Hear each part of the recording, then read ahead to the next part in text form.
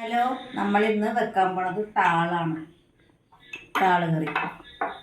അപ്പോൾ ഇത് നമുക്ക് അരിഞ്ഞെടുത്തിട്ട് വരാം.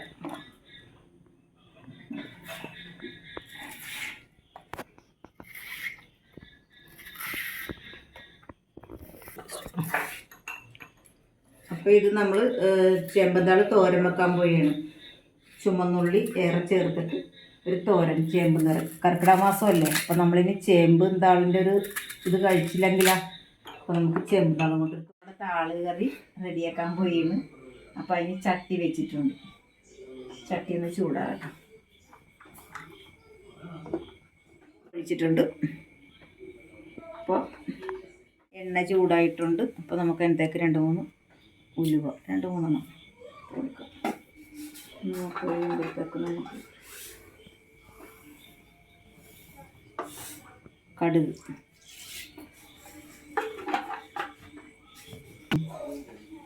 പൊട്ടട്ടെ.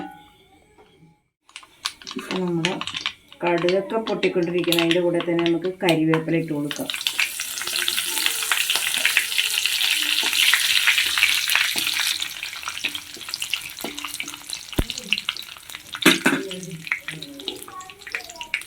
ഇത് ചെറിയ ഉള്ളിയാണ്. ചെറിയ ഉള്ളി കുറച്ചധികം അരിഞ്ഞെടുത്തിട്ടുണ്ട്.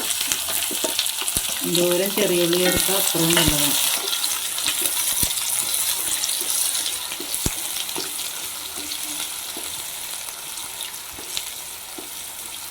മൂന്നാല് കൊല്ലമുളക് അതും കൂടി അങ്ങോട്ടിടാം.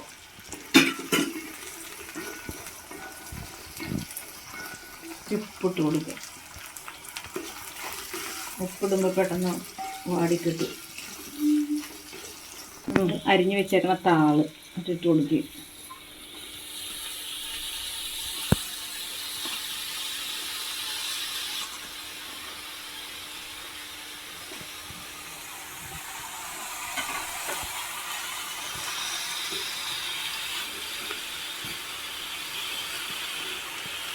ഈ ചട്ടി നിറഞ്ഞിരിക്കണമെന്ന് കരുതണ്ട. പാടി വരുമ്പോൾ അതിൻ്റെ പകുതി പോലും ഉണ്ടാവുകയില്ല. ഇത്ര മഞ്ഞപ്പൊടി ഇട്ട് കൊടുക്കുക. ഈ ചേമ്പിൻ്റെ താള് വേകുമ്പോഴത്തേക്ക് ഉദ്ദേശിച്ച അകലം വെള്ളം വരും. ഇതിനകത്തുനിന്ന് ഉണ്ട് വെള്ളം ഉണ്ടാവും. വെള്ളമൊക്കെ ഒന്ന് ഇതേ ഒതുക്കി വെച്ചേക്കുന്ന 2 പച്ചമുളക്, ജീരകം ഇതെല്ലാം കൂടി ഒന്ന് ഒതുക്കി എടുത്തിട്ടുണ്ട്. ഒന്നങ്ങോട്ട് ഇട്ട് കൊടുക്കുക.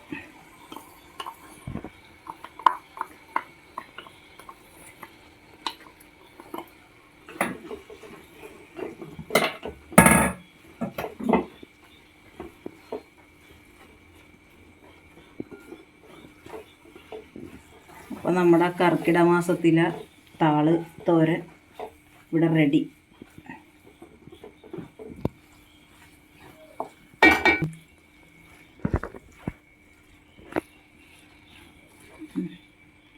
ഉപ്പൊക്കെ നോക്കട്ടെ.